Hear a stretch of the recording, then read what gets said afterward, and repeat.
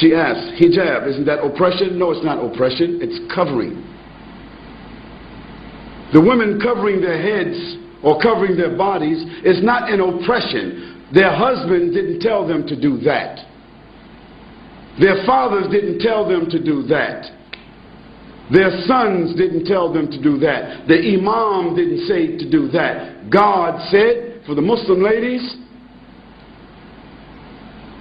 draw your clothing across your bosoms and do not allow your natural ornaments to be shown except to those within your family circle. What are the natural ornaments of women, in case you don't know what they are? Their breasts, their shapes that happen to be different than that of men, their hair, those adornments should be covered. Now, just in case Christian people don't remember, just 40 years ago, Christian women never went to church without covering their heads. It wasn't it. Isn't that true? Ask your grandmothers. And just 50 or 60 years ago, 20 years before that, a Christian woman would never come outside with a short skirt, even. Even the nuns themselves today have succumbed to modernity. Because the nuns who committed themselves to the church and a religious life, how did they dress? They're not Muslims. They covered themselves. They covered themselves with an outer garment, and nothing on them was seen except the face and the hands.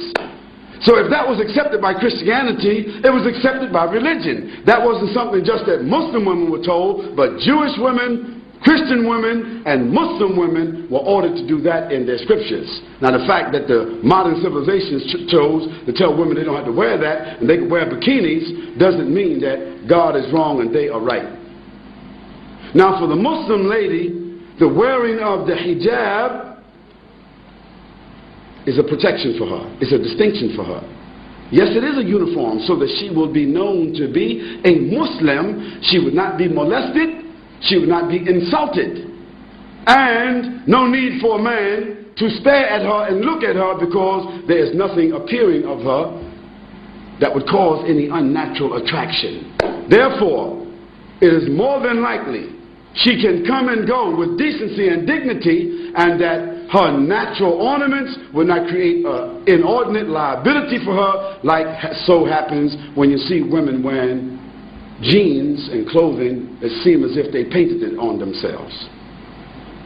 Now all you have to do is look at these two women and you can see the problems that exist. Now of course, it doesn't mean that every woman that doesn't cover herself completely, it doesn't mean that she's immoral. It doesn't mean that. But the Quran gives to the Muslim women what we consider to be an ounce of prevention is worth what? What is it called? The ounce of prevention is worth what? A pound of cure. So just like any one of you, if I asked you, what's your PIN number? You wouldn't tell me. If I came to visit you in your house, you wouldn't have your certificates of deposit in front of me. You wouldn't have your jewels in front of me. You wouldn't have your stack of money or your savings in front of me, distributed just because I'm a friend and everything should be transparent. No, you have those valuables in a place that is safe. Might be a bank, might be a safety deposit box. Well, that's just money. That's just tangible things. So don't blame us and don't blame God if He tells us that our mothers and our wives and our daughters, that they should be covered and in a safe place. The person asked about segregation. Why do Muslim women, why are they segregated? They're not segregated. They're not segregated. They're separated. There's a difference between segregation and separation. For instance, outside here you have toilets that say male, female, don't you? Don't you? Why? Why shouldn't there just be a toilet?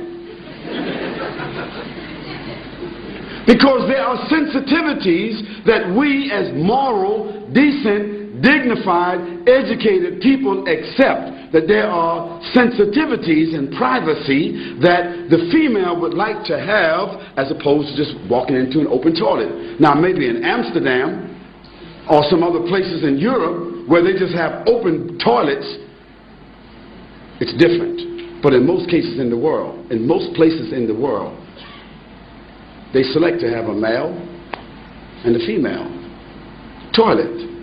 Why? Because there's the inherent inclination of human beings to provide sensitivity for women and sensitivity for men. Now in Islam, for us, it's not a matter of being inherent. It is something which is God-given inspiration to do what? To separate the sexes. That means the genders. Doesn't mean absolute separation, like we can't see each other, we can't talk to each other, but generally, my wife just doesn't, I don't go to another man's house and I just sit down with his wife and dance with his wife, and he sit down and dance with my wife, and this is a matter of friendship. Bob, just drop over anytime you like. Okay? We don't do that. No, I come to visit Bob or Abdullah. Abdullah's wife comes to visit my wife. I don't socialize with his wife, and he doesn't socialize with my wife. Although there may be occasions where we eat together, our families socialize together, but generally, after boys and girls reach the age of 7, the Prophet said, even if they're brothers and sisters, separate them from the bed. And when they get to the age of menstruation and they realize another level of consciousness, then give them separate rooms. What to do what? To preserve and protect them from tendencies that human beings have. Tendencies that has manifested itself in civilizations where they don't do that protection.